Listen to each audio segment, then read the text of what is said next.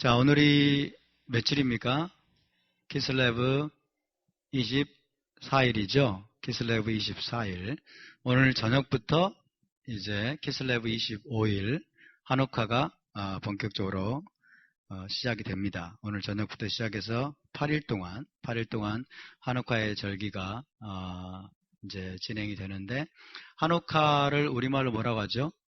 수전절, 또 다른 말로 봉헌절, 수전절, 봉헌절, 그렇게 부릅니다. 봉헌절, 수전절, 이제 그렇게 부를 수 있지만은 한우카라는 이제 이 단어가 상당히 이제 정착이 좀 되는 것 같아요. 그래서 한우카, 수전절, 봉헌절 다 같은 말입니다. 한우카는 히브리어고 수전절, 봉헌절. 영어로는 Festival of Lights라고 그래요. Festival of Lights. 그래서 빛의 축제다. 그렇게 부릅니다. Festival of Dedication 이렇게 하기도 해요. Dedication. 그래서 봉헌절 그렇게 부릅니다. 자, 우리가 지금 이스라엘이 지키고 있는 절기가 두 종류가 있죠. 자, 우리가 복습을 합니다. 이스라엘이 지키고 있는 절기가 여호와의 먼저 절기가 있어요. 여호와의 절기. 여호와의 절기는 일곱 절기죠. 일곱 절기. 여호와의 일곱 절기. 유월절, 무교절, 초실절, 그리고 샤보트, 나팔절, 대속제일, 초막절. 여호와의 일곱 절기. 이건 하나님께서 명하신 것이기 때문에 이것은 타협의 여지가 없습니다. 이것은 마땅히 지켜야 됩니다. 왕께서 못 박아 놓으신 모아딤입니다. 여호와의 일곱 절기. 그러나 하나님이 명하시지 않은 또 절기가 있죠. 하나님이 명하시지 않은 절기가 있는데 뭐죠? 한우카와 부림절이 있습니다. 한우카와 부림절은 자발적인 절기예요. 자발적인 절기다. 이스라엘이 자발적으로 지키는 절기입니다. 자발적으로 지키기로 결단한 거죠.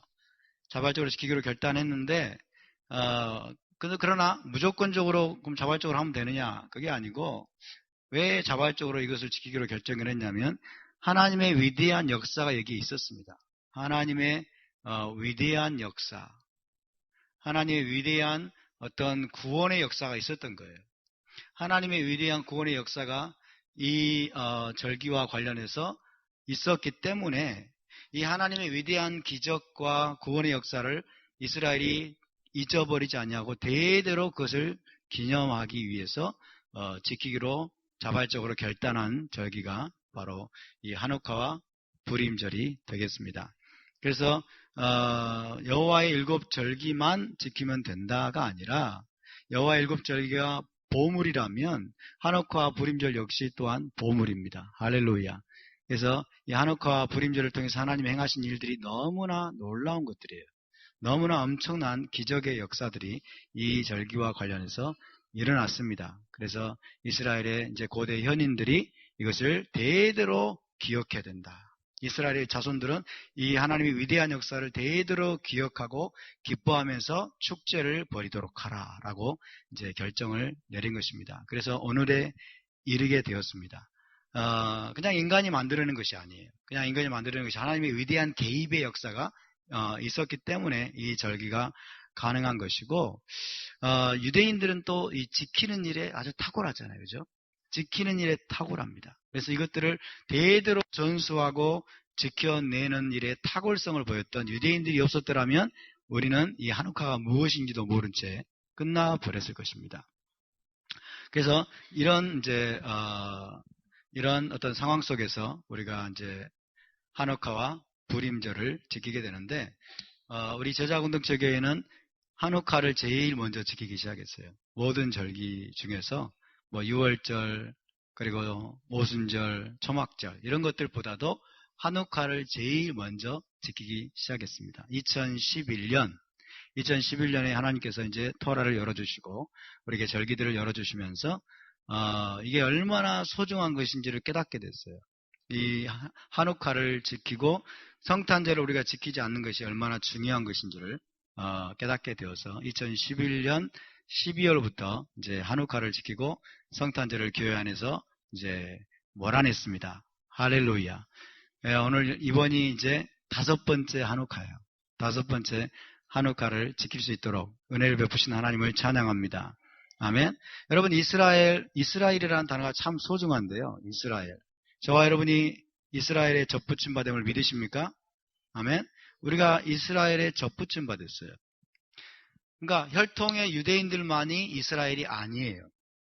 혈통의 유대인들만이 이스라엘이 아니고 예수와를 믿은 모든 이방인 신자들이 더 이상 우상 숭배자가 아니고 더 이상 이방인이 아니고 우리는 여러분 이스라엘 안으로 들어온 하나님의 언약 백성임을 믿으시기 바랍니다. 하나님과 이스라엘의 하나님과 언약 관계에 있는 자들을 뭐라고 그래요? 이스라엘이라고 하는 거예요. 그러니까 예수와를 통해서 저와 여러분은 이스라엘의 하나님과 언약 관계가 된 것입니다. 이스라엘의 하나님이 우리의 하나님이 된 것입니다. 아멘. 이 정체성을 우리가 절대로 잊으면 안 돼요. 그래서 저와 여러분은 이스라엘 안으로 들어왔어요. 그래서 우리는 더 이상 외인도 아니요, 나그네도 아니요, 뭐라고 그래요? 성도들과 동일한 시민이요. 그렇죠? 시민이요. 하나님의 킹덤의 시민이라는 거예요. 그러니까 이스라엘이라는 이름은 정말 소중한 이름입니다. 이스라엘은 뭐냐면 땅에 있는 하나님 나라예요. 땅에 있는 하나님의 나라. 땅에 있는 하나님 나라, 하나님의 킹덤입니다. 이것이 우리가 잊지 말아야 될 소중한 사실입니다. 땅에 있는 하나님의 나라 혹은 그 나라의 백성을 이스라엘이라고 하죠. 그 나라의 백성. 그 나라의 백성을 이스라엘이라고 합니다. 그래서 유대인들만이 이스라엘이 아닙니다. 유대인들도 이스라엘이지만 그러나 저와 여러분도 또한 이스라엘이 되었음을 믿으시기 바랍니다. 아멘. 혈통의 이스라엘이 있고 혈통의 이스라엘은 주예요. 유대인. 비혈통의 이스라엘이 있는 것입니다. 비혈통의 이스라엘은 난주예요. 난주, 비유대인. 그러니까 지금 이스라엘 안에 여러분 유대인과 비유대인이 있습니다. 유대인과 비유대인이 있다. 이방이란 단어는 엄격하게 말하면 틀린 단어예요. 이방이라는 게 뭐예요? 이방. 조선시대 때 8방이 있었나요? 이방. 수염 이렇게 이상하게 간신처럼 기르고. 저는 제 수염은 그런 건 아닙니다. 이방, 그런 이방이 아니고 이방인이란 말은 뭐예요? 다른 나라라는 거예요. 다른 나라. 다를 이자 나라방자. 그러니까 이스라엘 나라에 속하지 않은 다른 나라, 열방. 그런 사람들을 이방인이라고 한 거예요. 우리는 이스라엘 나라 안에 들어왔습니까? 밖에 있습니까? 이스라엘 안에 들어왔기 때문에 우리는 이방인이 아닌 거예요. 그러니까 이방인이란 말은 엄격하게 말하면 우상숭배자 이런 뜻이에요. 왜? 이스라엘 나라 안에 들어와서 이스라엘 하나님을 섬기지 않는 자들을 이방인이라고 하는 것입니다. 그러니까 우리는 이방인이 아니에요. 할렐루야. 이방인으로서 이제 이스라엘 하나님을 섬기는 자들을 성경에는 물론 이방인이라고 표현했지만은 그러나 엄격하게 말하면 우리는 이방인이 아닙니다. 저와 여러분은 이스라엘입니다. 아멘. 이스라엘에 두 종류가 있어요. 유대인 이스라엘이 있고 비유대인 이스라엘이 있습니다. 아멘. 비유대인 이스라엘. 이 비유대인을 이제 성경에서는 이방인이라고 이렇게 알기 쉽게 이해를 돕기 위해서 이렇게 써놓은 거예요. 그렇지만은 유대인과 비유대인이 있는 것입니다. 유대인은 혈통으로, 그렇죠? 유대인은 혈통으로.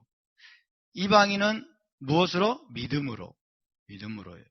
믿음으로. 그렇지만은 유대인과 이 비유대인 모두 뭐라고 말합니까? 아브라함의 자손이라고 말하는 겁니다. 저와 여러분은 아브라함의 자손입니다. 할렐루야. 아브라함의 자손입니다. 한번 따라서 해보실까요? 나는 아브라함의 자손입니다. 아브라함의 자손을 다른 말로 이스라엘이라고 하는 거예요. 답시다. 나는 이스라엘입니다. 옆에 분에게 당신도 아브라함의 자손이요 이스라엘입니다. 할렐루야. 아브라함의 자손이고 이스라엘입니다. 그렇기 때문에 여러분, 이스라엘의 역사는 누구의 역사예요?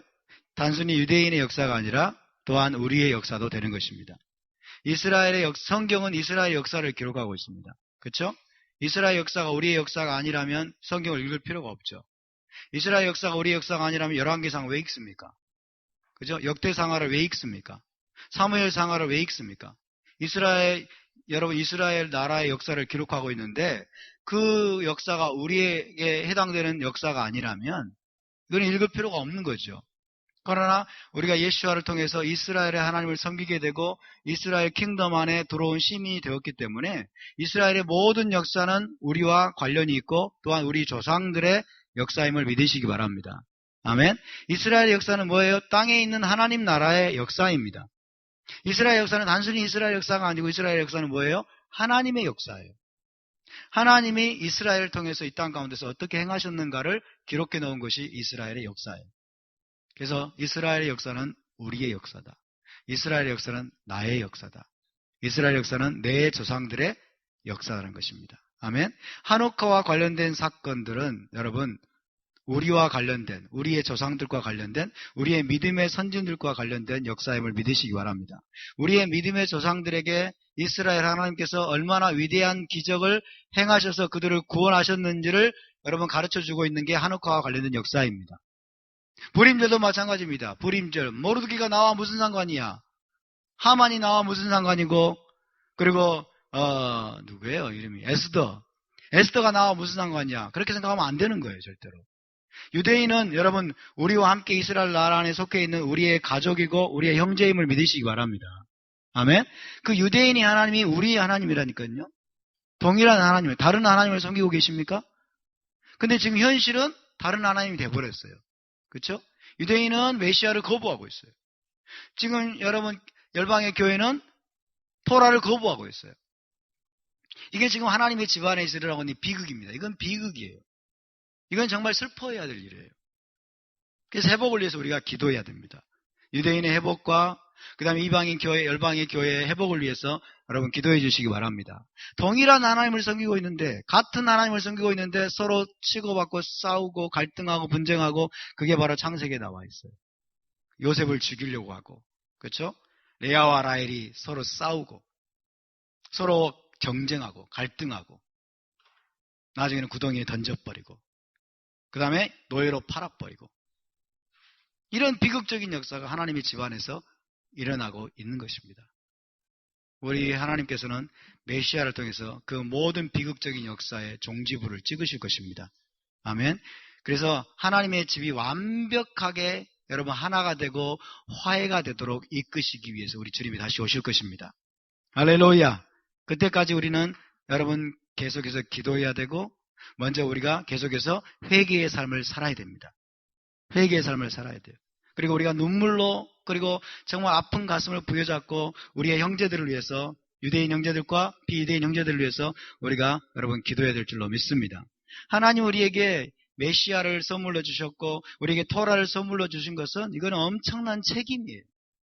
이건 우리가 비난하고 있으라고 주신 것이 아닙니다. 안 지키는 열방의 교회들, 메시아를 거부하고 유대인들을 막 비난하고 정죄하라고 주신 것이 아니에요.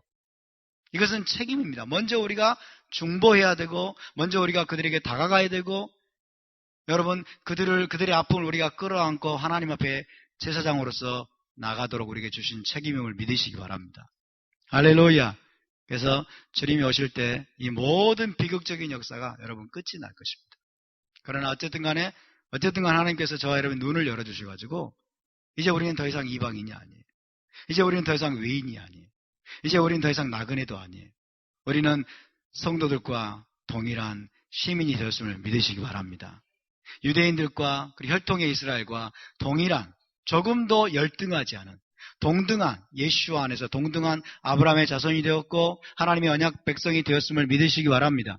모든 것이 여기에서부터 출발합니다. 우리가 누구인가를 아는 것에서부터 출발하는 거예요.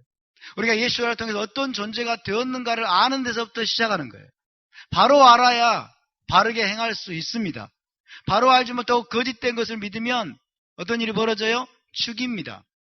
거짓은 묻고 죽입니다.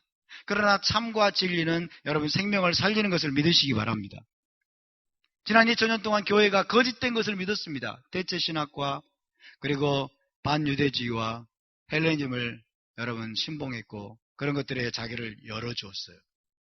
그것은 절대로 우리 안에서 중립된 상태로 있지 않습니다. 유대인들을 학살하고 죽이고 여러분 쫓아내고 토라를 불태우고 그 다음에 랍비들의 수염을 다 뜯으면서 모욕하고 멸시를 주고 이런 잔혹한 일들을 교회가 저질러 왔어요. 그것이 우리 안에 들어오는 거짓의 폐해입니다. 여러분, 우리는 모든 거짓들을 여러분 다 쫓아내야 될 줄로 믿습니다. 답사, 이스라엘 역사는 우리의 역사입니다. 할렐루야. 유대인들의 역사는 또한 우리의 역사입니다. 우리의 형제들의 역사고 우리의 가족의 역사입니다. 이스라엘 역사는 하나님 나라의 역사입니다. 하나님의 역사이십니다. 그러므로 우리가 알아야 됩니다.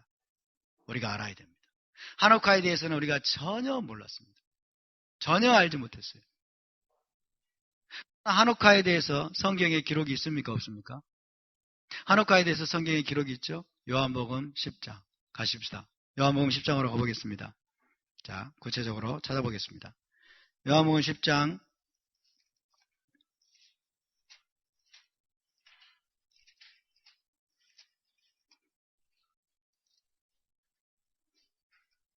22절, 23절 간단한 말씀입니다.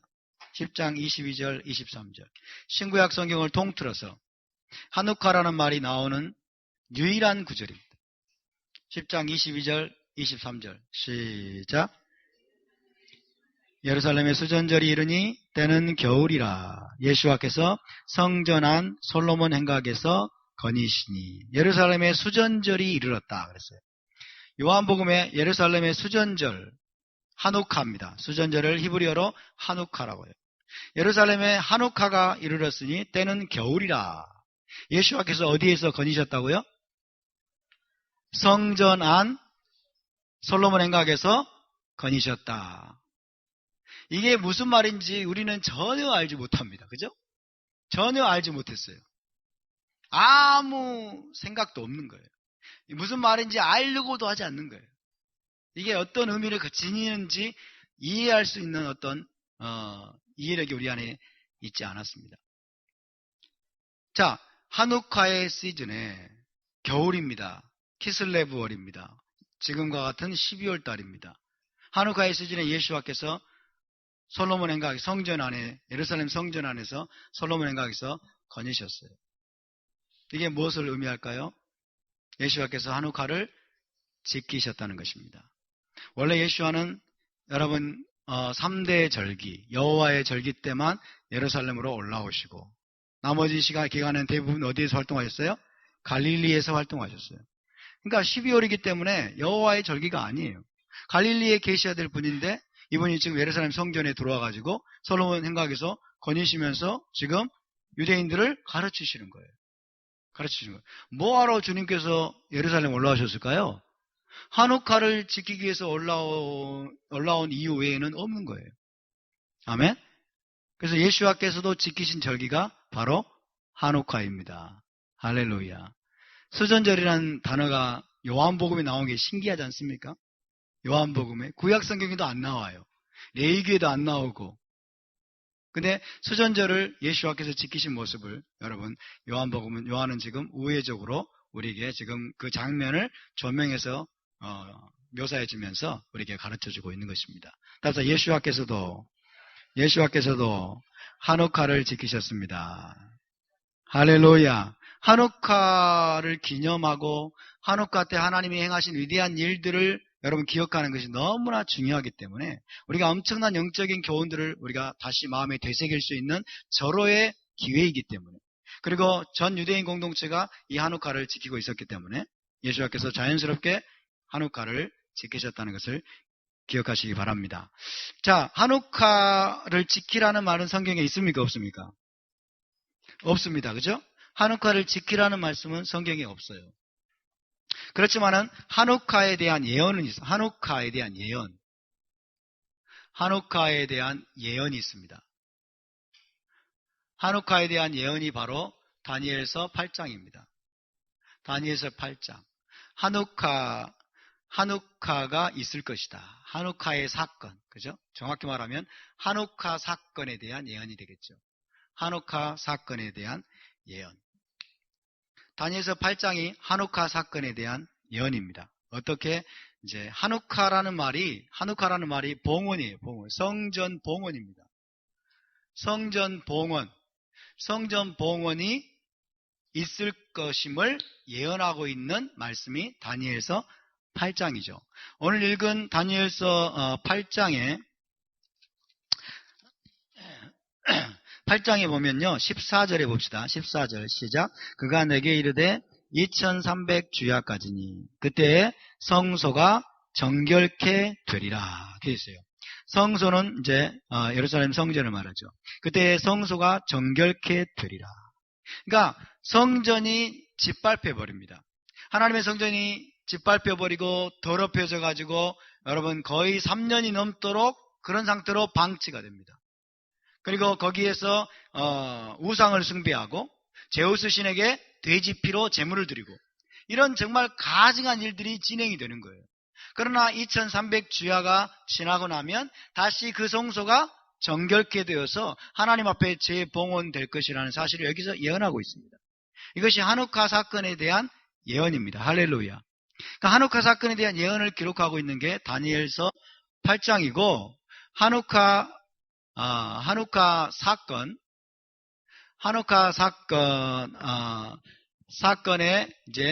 사건을 자세히 기록한 것이 있습니다. 하누카 사건을 자세히 기록한 것은 성경에는 안 나옵니다만은 그러나 마카비 전서에 나와요. 마카비 전서. 이거는 이제 성경에는 포함되지 않았습니다만은 이것을 외경이라고 하죠. 외경이라고 합니다. 구약 성경 39권 외에 제외됐지만은 랍비 문헌이에요. 유대 문헌인데 유대 문헌 마카비 전서에 이 하누카의 사건이 정확하게 기술이 되어 있습니다. 그래서 하누카 때 첫 번째 하누카 사건 때 어떤 일이 있었는가를 이제 기술을 하고 있죠. 자, 다시 8장으로 넘어가겠습니다. 자, 하누카 사건을 우리가 이제 좀 다시 한번 되짚어 보도록 하겠습니다. 하누카 때 어떤 일이 있었는가? 하누카의 배경이 무엇인가? 봅시다. 8장 8절을 보겠습니다. 좀 줄여가지고 이제 컴팩트하게 좀 살펴보겠습니다. 8장 8절 순념소가 자, 이 순념소는 여기 성경의 이 다니엘서는 묵시문학이에요. 그래서 자꾸 비유와 상징으로 메시지를 전달합니다. 순념소는 뭘까요? 헬라 제국입니다. 헬라 제국. 순념소가 스스로 심히 강대하여 가더니 강성할 때 그 큰 뿔이 꺾이고 순념소에 그 두 눈 사이에 현저한 뿔이 있었다고 그랬어요. 뿔. 자, 짐승은 뭐예요? 제국을 말합니다. 성경에서 짐승은 제국을 말하고 뿔은 뭘까요? 왕을 뜻해요. 뿔은 왕을 뜻합니다. 그러니까 순념소에게 달려있었던 현저한 뿔은 뭘까요? 알렉산더 대왕이에요. 그죠? 순념소는 헬라 제국이고 그 다음에 알렉산더 대왕이 바로 이 현저한 뿔입니다. 그 뿔로 그냥 동서남북의 모든 걸 받아버리는 거예요. 모든 걸 받아버린 건 뭐예요?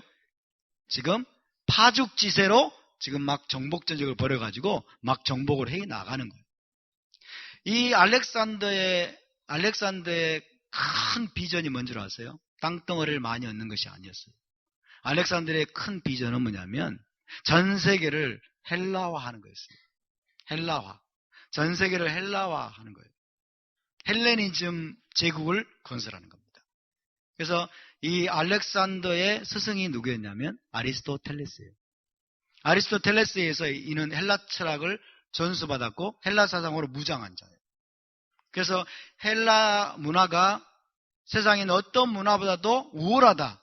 이런 우월의식에 사로잡힌 사람이 알렉산더입니다. 그래서 알렉산더는 자기가 정복하는 모든 나라를 헬라화하는 게 비전이었습니다. 그래서 알렉산더는 헬레니즘의 전도사였다라고 이야기할 수 있어요. 참 무서운 일입니다, 여러분. 땅을 뺏기는 것보다 더 무서운 게 뭐예요? 헬레니즘화 되는 거예요. 땅을 뺏기는 것보다 더 무서운 게. 자, 다시 보겠습니다. 순념소가 스스로 심히 강대하여 가더니 강성할 때 그 큰 뿔이 꺾이고 말은 뭐예요? 알렉산더가 죽습니다. 갑자기 인도 지역을 정복하고 돌아오다가 풍토병으로 풍토병에 걸려가지고 27인가 30인가 그 정도 나이에 젊은 나이에 갑자기 죽습니다. 갑자기. 와, 도대체 이 사람은 20대 중반에 어마어마한 땅덩어리를 정복을 했는데 만약에 40대, 50대까지 했으면 전 세계를 정복했을지도 몰라요. 그렇죠? 근데 여러분 하나님이 개입하셨음을 믿으시기 바랍니다. 하나님이 섭리 가운데 개입하시는 거예요. 어떻게 하는지는 우리는 몰라요. 그러나 젊은 나이에 죽는 거예요. 그래서 알렉산더가 죽을 때 자기의 제국을 네 왕에게 나눠줍니다. 다시 봅시다. 그 큰 뿔이 꺾이고 그 대신에 현저한 뿔 넷이 하늘 사방을 향하여 났더라. 뿔 넷은 뭘 말할까요? 4명의 장군입니다. 4명의 장군에게 자기가 정복한 나라를 딱 분할해가지고 나눠주는 거예요. 4장군에게. 그래서 이제 헬라 제국이 4등분됩니다. 4등분돼 가지고 4장군에게 이제 분할되어서 나눠지게 되죠. 그래서 바벨론 시리아 지역은 셀류커스 왕조가 돼요. 다시 셀류커스 왕조. 그 다음에 저 이집트 지역은 프톨레미 왕조. 따라서 프톨레미 왕조. 프톨레미가 장군이에요. 셀류커스도 장군이에요. 셀류커스 왕조가 바벨론 시리아 그쪽에 생기게 되고 이집트 지역은 프톨레미 왕조가 이제 들어서게 됩니다. 이 두 나라가 서로 여러분 패권을 장악하기 위해서 서로 각축전을 벌입니다. 그죠? 근데 이집트와 시리아 중간에 뭐가 끼었어요? 이스라엘이 끼어가지고 샌드위치처럼 중간에 끼어가지고 여러분 뭐라 그러죠? 새우 싸움에 고래등? 아니지. 예, 고래 싸움에 새우등 터진다고.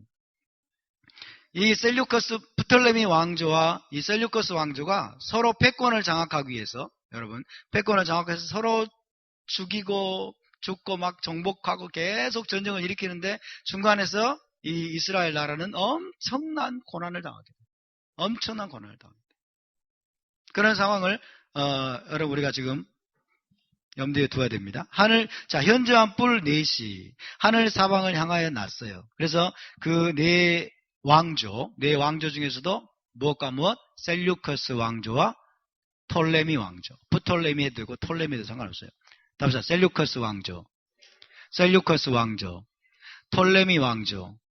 셀류커스는 바벨론 시리아 지역, 톨레미 왕조는 어디? 이집트 지역. 그래서 서로 패권을 장악하기 위해서 계속 전쟁을 벌이고 이스라엘은 그 와중에서 엄청난 고난을 당하게 됩니다. 그런데 다시 구절을 보면요. 그중 한 뿔에서 그 말은 그중 한 뿔은 뭐냐면 네 뿔 중에 한 뿔이에요. 셀류커스 왕조입니다. 그죠? 셀류커스 왕조. 그 한 뿔에서 또 작은 뿔 하나가 나서 작은 뿔은 뭘까요? 왕입니다. 그죠? 셀류커스 왕조, 셀류커스가 하나의 뿔이었어요. 그가 왕조를 이룹니다. 그 왕국에서 또 하나의 왕이 탄생을 합니다. 또 하나의 왕이 등장을 하게 되는데 그것을 작은 뿔이라고 표현했습니다. 작은 뿔은 받아버리잖아요. 그죠? 뿔은 받아버리니까 이거는 어떤 파워를 상징하네요. 파워와 왕권, 왕을 상징하는 거예요. 작은 뿔 하나가 나서 남쪽과 동쪽과 또 영화로운 땅을 향하여 심히 커지더니 이 작은 뿔 하나가 누구일까요? 안티오쿠스 4세입니다. 작은 뿔. 자, 작은 뿔이 안티오쿠스 4세예요. 안티오쿠스 4세 자기를 뭐라고 불렀어요? 안티오쿠스 에피파네스라고. 답사 안티오쿠스 에피파네스. 네. 잘 아셔야 돼요, 여러분이요. 잘 아셔야 다른 사람들에게 가르쳐 줄 거 아니에요. 그렇죠? 그리고 잘 아셔야 여러분의 자녀들에게 이것을 계속해서 교육하고 전수를 해주지 않겠습니까? 그러니까 여러분 적당하게 들으시면 안 돼요. 이 작은 뿔은 어디에서 난 작은 뿔이에요? 셀류커스 왕조. 셀류커스 왕조에서 난 작은 뿔입니다. 셀류커스는 시리아 지역이에요. 시리아 지역의 작은 뿔입니다. 이 안티오쿠스 에피파네스가 문제의 인물입니다. 이 안티오쿠스 에피파네스는 역시 이 안티오쿠스 에피파네스의 4세의 비전은 또 무엇이냐? 자기가 정복한 나라에 헬레니즘을 다 심는 거예요. 헬레니즘은 헬라화하는 게 이 사람의 야망이었습니다. 그래서 헬라어로 다 바꾸고 헬라어, 헬라 문화를 다 심고 헬라 종교, 그 다음에 헬라 철학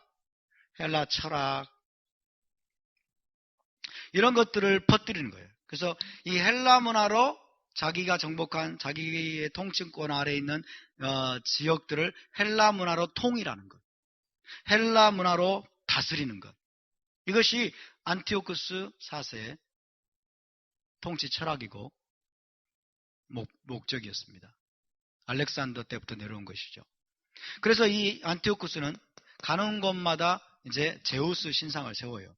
가는 곳마다 제우스의 신상을 세우는데 제우스 신상의 얼굴이 자기 얼굴이에요. 자기 얼굴. 그때 당시에 여러분 왕들이 백성들에게 세뇌교육 시킨 게 뭐예요? 왕은 신의 현현이다 그랬어요. 왕은 신의 현현, 신적인 존재로 자기를 높이는 거예요. 그래서 가는 곳마다 제우스 신상을 세우는데, 그리고 그 제우스 신상 앞에 절하게 만들고 섬기게 하는데 그 제우스 신상의 얼굴이 자기 얼굴이에요. 안티오쿠스 4세 얼굴이에요. 그래서 안티오쿠스 에피파네스란 말이 신의 현현이다 이런 뜻이에요. 안티오쿠스 신의 현현 에피파네스 그런 거예요. 유대인들이 볼 때는 참 우습죠. 정신 나간 놈이죠. 그래서 유대인들은 안티오쿠스 에피마네스 그랬어요. 안티오쿠스 에피마네스, 안티오쿠스 미친놈, 안티오쿠스 정신 나간 놈, 그런 뜻이에요. 에피마네스가. 그래서 어쨌든 여러분 이 안티오쿠스의 만행은 정말 말로 다 할 수가 없어요. 말로 다. 그래서 헬라 문화를 강요합니다. 헬라 종교를 강요하고 헬라 철학을 강요하고. 그런데 문제는 뭐냐면, 문제는 주변에 있는 모든 나라들이 이게 별로 문제가 안 돼. 다른 모든 지역에는 별로 문제가 안 돼. 왜? 어차피 우상 숭배한 나라들이니까. 가장 문제가 되는 게 이스라엘이에요. 이스라엘의 신앙은, 이스라엘의 사상은, 이스라엘의 문화는 헬라 문화와 완전히 반대예요. 양립할 수 있을까요, 없을까요? 양립할 수 없어요. 함께 갈 수 없어요. 동화되든지 죽든지 둘 중 하나예요. 동화되든지 굴복하든지 아니면 저항해서 싸워서 이기든지 죽든지. 이것이 우리의 운명입니다, 여러분. 저와 여러분의 운명이에요. 우리는 헬레니즘과 여러분 싸워야 될 줄로 믿습니다. 동화되든 지금까지의 기독교 역사는 동화되어 온 역사예요. 대부분. 동화되어 온 역사예요. 다 버려버렸어요. 히브리 사상 다 버려버리고 성경적인 히브리적인 모든 문화들을 다 버려버리고 그리고 헬라적인 것들 다 교회 안으로 여러분 끌고 들어왔습니다. 정말 심각한 문제죠. 그래서 오늘날에도 뭐가 필요하다? 한옥카의 혁명이 필요합니다. 오늘날도 한옥카 혁명이 필요합니다. 우리가 지금 그 한옥카 혁명의 선두에 서 있음을 믿으시기 바랍니다. 저와 여러분이 한옥카 혁명의 지금 선두에 서 있습니다. 우리가 헬레니즘을 거부하는 것 자체가 안티오쿠스와 싸우는 거예요. 안티오쿠스가 누구예요? 적그리스도의 모형이에요. 적그리스도의 모형. 마지막 때 적그리스도가 또다시 일어나게 될 텐데 이 적그리스도가 누구의 현현이겠어요? 안티오쿠스의 현현입니다. 아멘? 이것이 역사입니다. 역사는 계속 반복됩니다. 저와 여러분은 지금 안티오쿠스 4세와 싸우기로 결단한 자들이 할렐루야.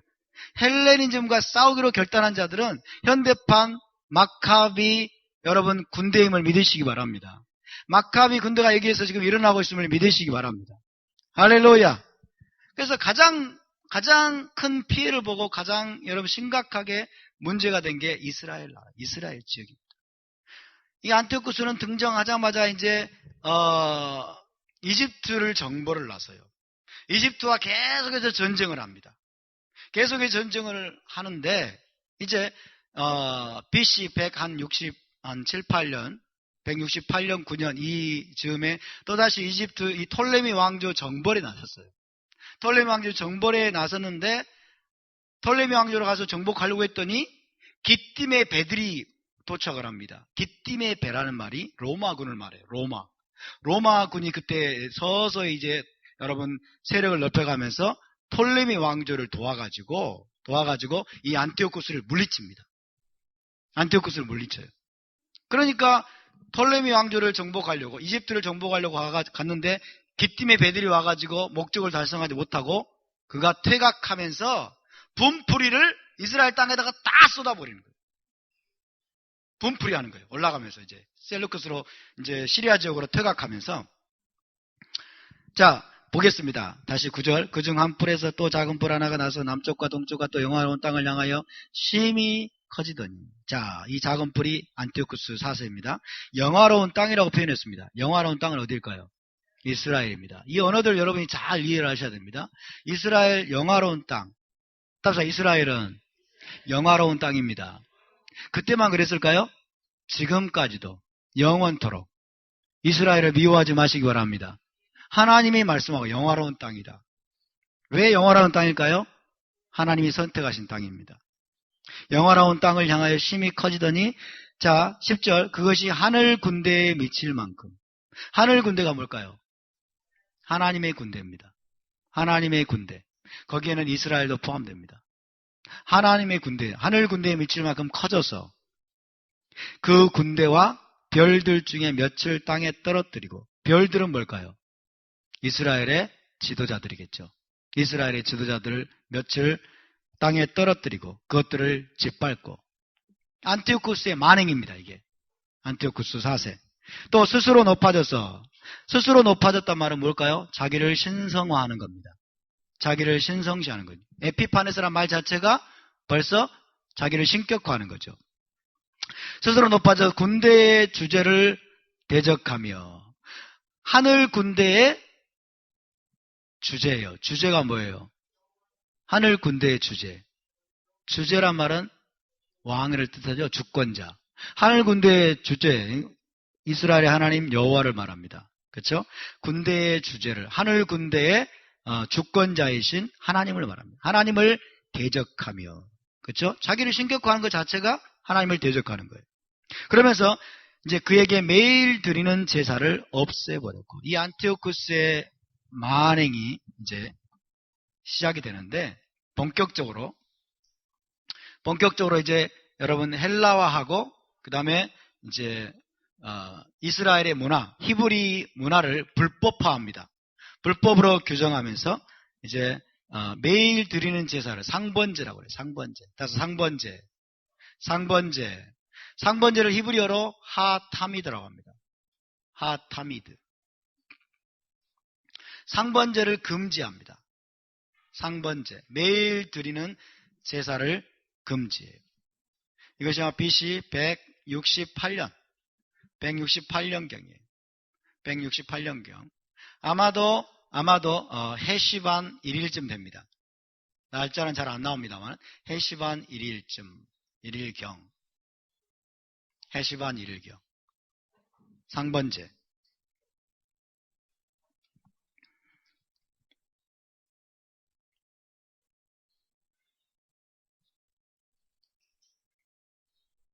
자, 매일 드리는 제사를 어디에서 없애버렸을까요? 예루살렘 성전에서. 예루살렘 성전을 더럽히는 거예요, 지금.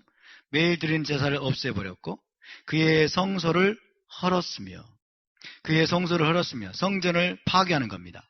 그 다음에 그의 악으로 말미암아 백성이 매일 드리는 제사가 넘긴 바 되었고, 그것이 또 진리를 악의 땅에 던지며. 자, 진리라고 표현했어요. 진리. 따라서 진리가 뭘까요? 토라입니다. 토라는 뭐다? 진리입니다. 토라는 진리예요. 율법이 뭘까요? 진리예요. 아멘? 분명히 나오고 있어요. 진리는 변화한다, 변하지 않는다. 진리는 영원히 변하지 않는 게 진리예요. 그렇기 때문에 토라 혹은 율법은 변한다, 안 변한다? 절대로 변할 수 없다. 토라를 땅에 던지는 거예요. 여러분, 이 안티오쿠스가 내렸던 칙령이 있습니다. 안티오쿠스의 칙령. 자, 보세요. 안티오쿠스의 칙령을, 안티오쿠스가 이런 만행을 저지르면서 이스라엘 백성들을 향해서, 유대인들을 향해서 칙령을 내립니다. 칙령을 내리는데 이 칙령을 내리는데 이게 뭐냐면 헬레니즘의 핵심이 되겠죠. 이게 헬레니즘의 핵심이에요. 헬레니즘의 핵심 강령이 되겠죠. 핵심 강령. 자, 첫 번째 뭘까요? 너희는 안식일을 더럽힐지니라. 너희는 안식일을 더럽힐지니라. 지키지 말지니라. 두 번째, 너희는 성경 여호와의 절기를 더럽힐지니라. 지키지 말지니라. 세 번째, 너희는 할례를 행하지 말지니라. 행하지 말지니라. 네 번째, 너희는 부정한 동물을 먹을지니라. 부정한 동물을 먹을지니라. 다섯 번째, 너희는 토라 공부를 하지 말지니라. 이런 것들이에요. 이런 것들이 안티오쿠스의 칙령입니다. 안티오쿠스가 마치 자기가 왕인 것처럼 칙령들을 내리는 거예요. 그리고 여섯 번째로 너희는 성전을 더럽힐지니라. 성전을 더럽힐지니라. 예루살렘 성전을 더럽힐지니라.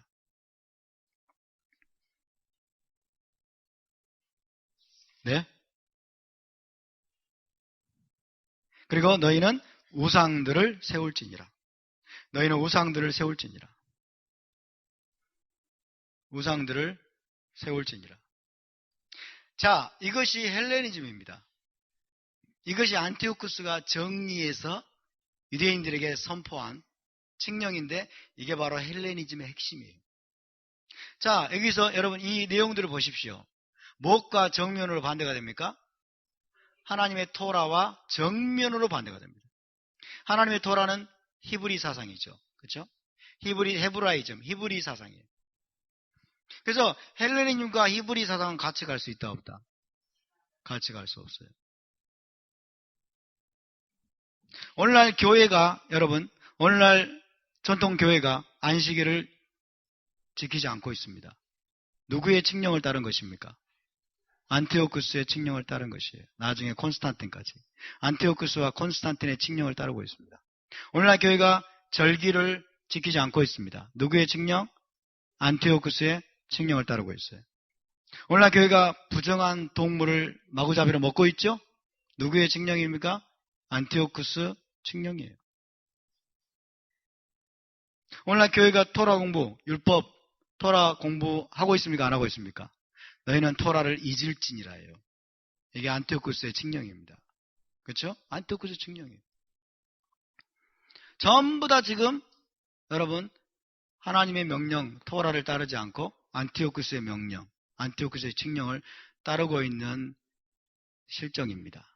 그래서 여러분 지금 안티오쿠스 에피파네스의 만행은 오늘날에도 계속되고 있습니다.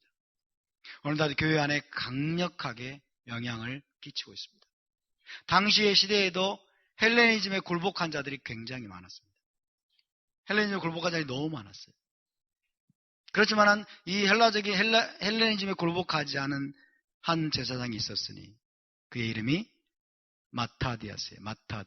따라서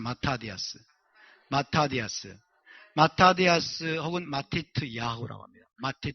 따라서 마티트 야후. 마타디아스가 분연이 일어났습니다. 마타디아스가 no more! 더 이상 참을 수 없다. 하나님의 토라와 언약에 열심히 있는 자들은 나를 따르라. 하나님의 토라와 언약에 열심히 있는 자들은 나를 따르라. 그러면서 여러분 하나님의 언약과 토라에 열정이 있는 자들 그리고 안티오쿠스의 칙령에 따르기를 거부하는 자들을 다 불러 모았습니다.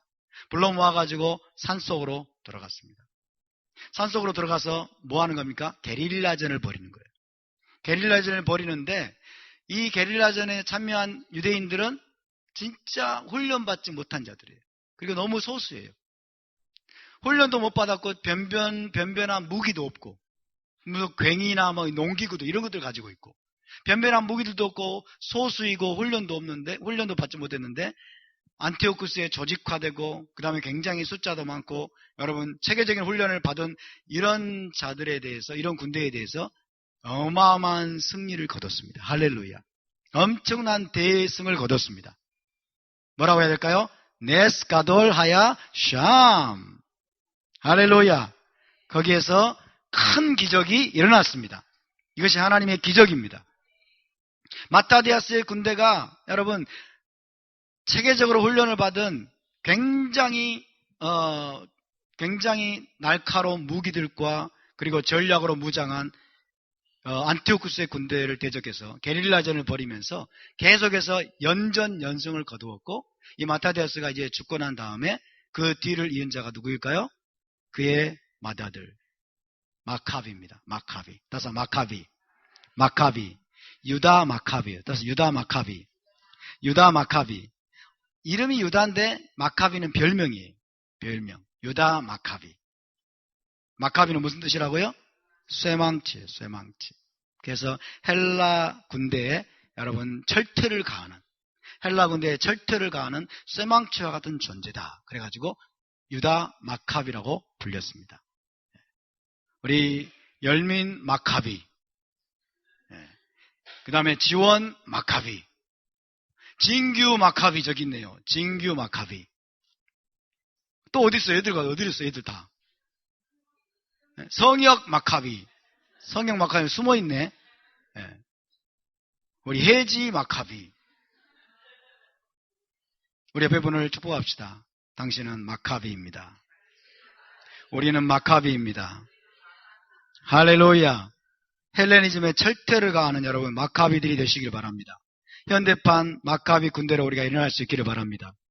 할렐루야. 그래서 마카비의 지도하에 연전연승을 거두면서 헬라 군대를 이스라엘 땅에서 완전히 축출했습니다. 할렐루야. 3년 동안 치열한 전투를 벌이고 게릴라전을 계속 거듭한 결과 3년 만에 헬라 군대를 이스라엘 땅에서 완전히 축출하고, 예루살렘으로 올라가 봤더니 성전이 엉망이 되어 있는 거예요. 예루살렘 성전에 그냥 잡초가 무성하게 나 있고, 성전은 다 기물들은 다 그냥 부서져 있고 망가져 있고 엉망진창으로 더럽혀지는 거예요.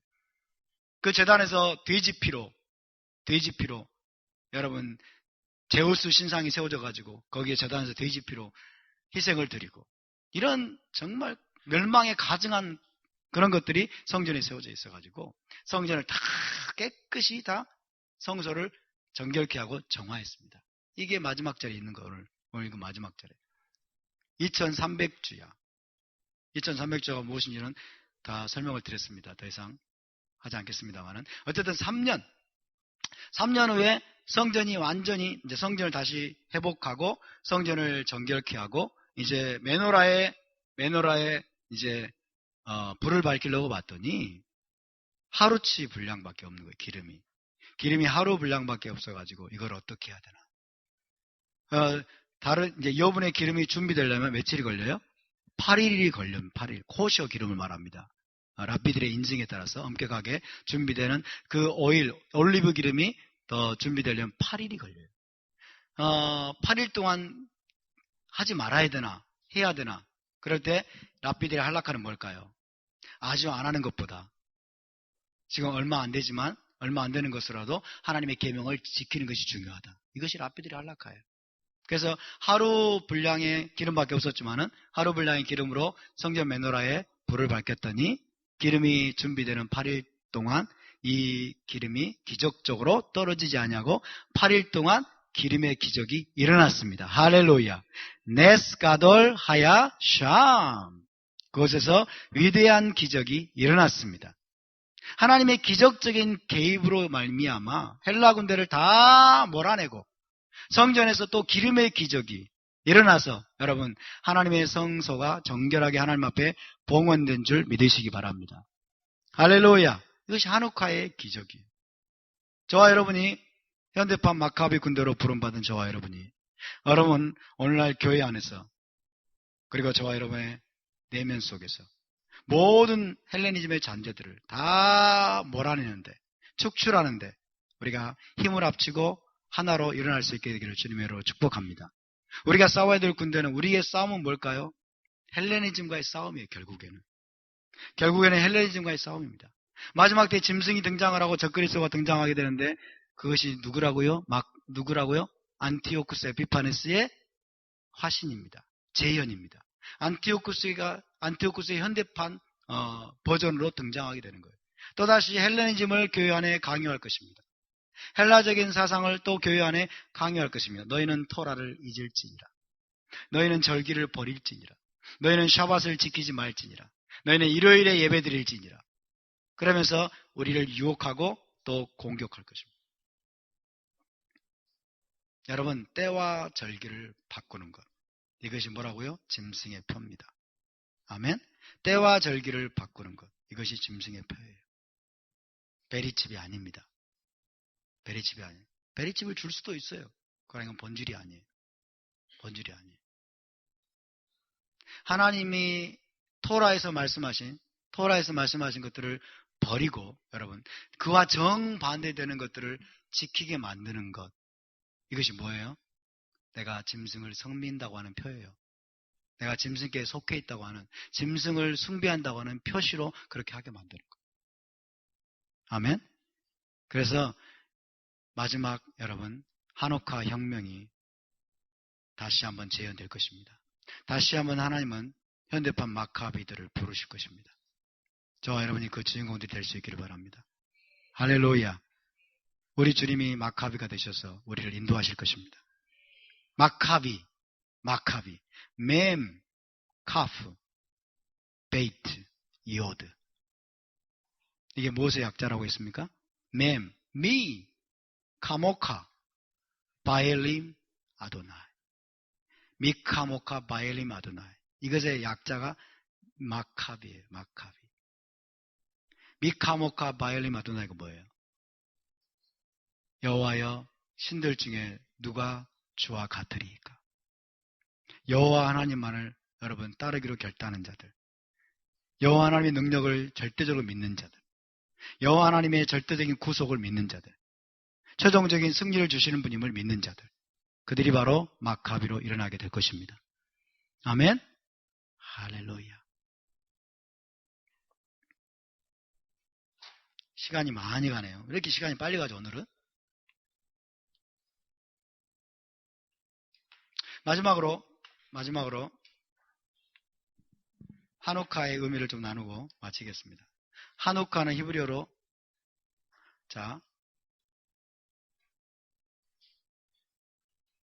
하누카, 따라서 하누카는 세 가지 뜻을 가지고 있습니다. 하누카는 세 가지 뜻을 가지고 있어요. 첫 번째는 봉헌입니다. 봉헌. 하나님께 우리가 저와 여러분이 거룩한 성전으로 봉헌되는 시즌입니다. 아멘. 이것이 우리가 먼저 가져야 될 초점이에요.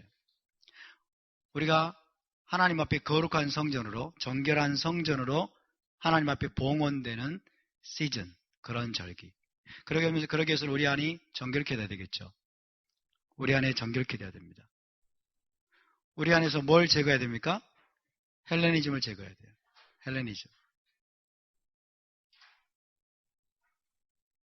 헬레니즘 뭐예요? 토라 사상과 정반대되는 것들이.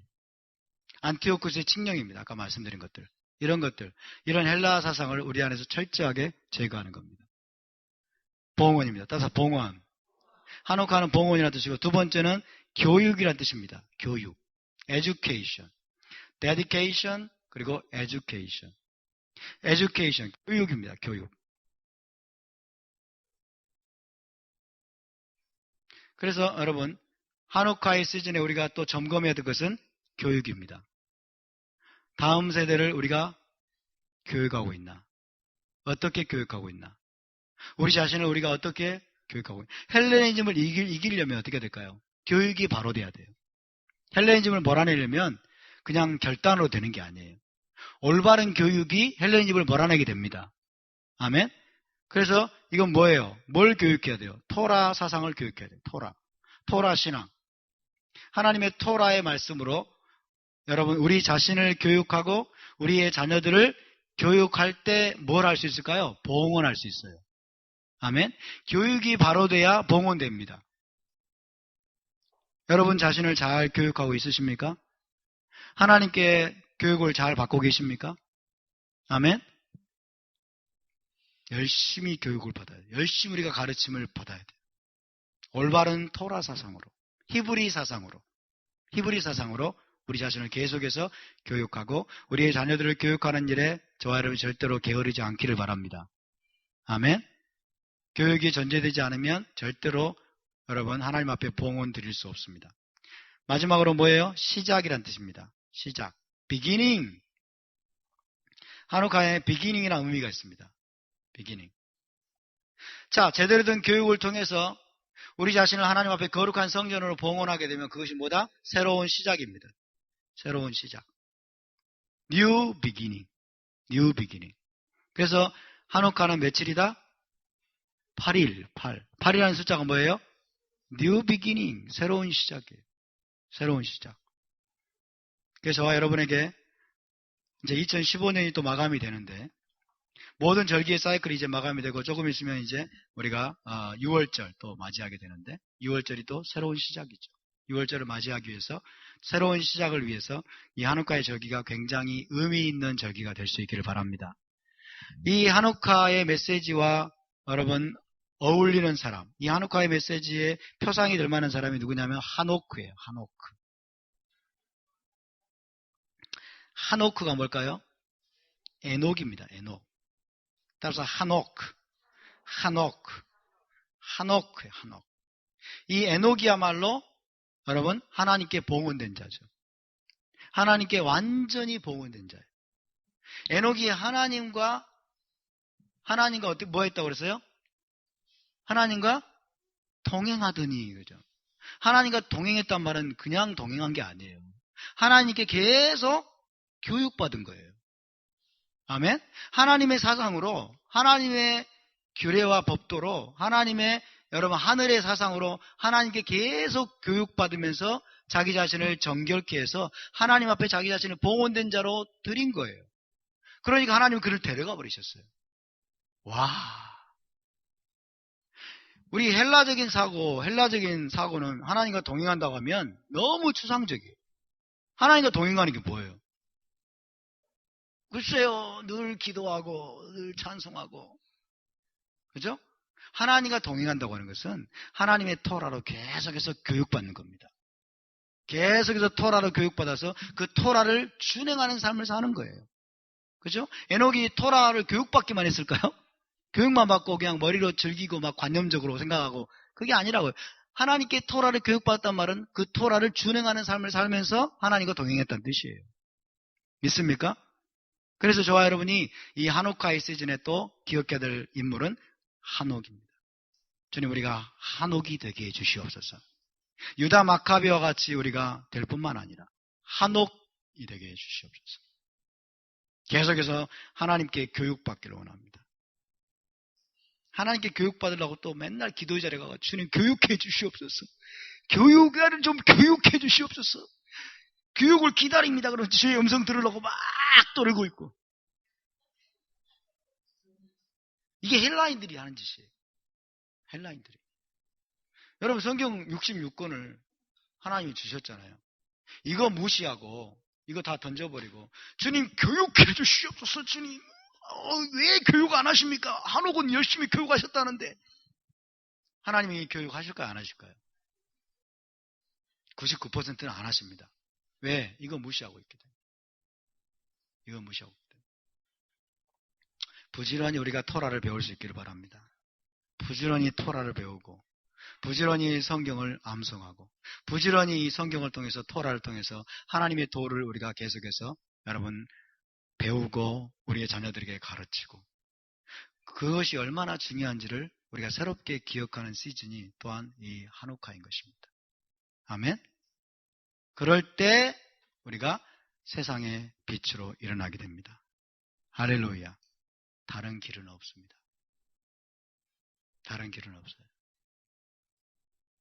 하나님이 물론 여러분 기도 가운데 음성을 들려주시면서 계속 교육하는 사람이 있을 수도 있어요. 그러니까 이건 극히 예외적인 케이스예요. 극히 예외적인 케이스. 제가 아무리 기도해도 그렇게 교육 안 하시더라고요. 하나님이 저만 미워하시겠어요? 아니에요, 여러분. 하나님 이미 다 말씀하시고 말씀하셨어요. 이미 기록하시고서 여러분 모세를 통해서 다 기록해 주셨고 선지자들과 여러분 믿음의 선지들을 통해서 하나님의 사람들을 통해서 이미 우리에게 필요한 모든 말씀들을 다 여러분 주셨음을 믿으시기 바랍니다. 그 말씀을 우리가 부지런히 붙들고 씨름해야 됩니다. 이 말씀으로 우리 자신을 채워야 됩니다. 이 말씀이 빛입니다. 이 말씀이 우리 안에 가득해야 됩니다. 이 말씀이 고갈되지 않아야 됩니다. 할렐루야. 그럴 때 우리가 마지막 여러분 한옥화 혁명에 저와 여러분이 하나님께 들림받아서 쓰임받게 될 줄 믿습니다. 저와 여러분이 그런 주인공들이 될 수 있기를 주님의 이름으로 축복합니다. 우리 함께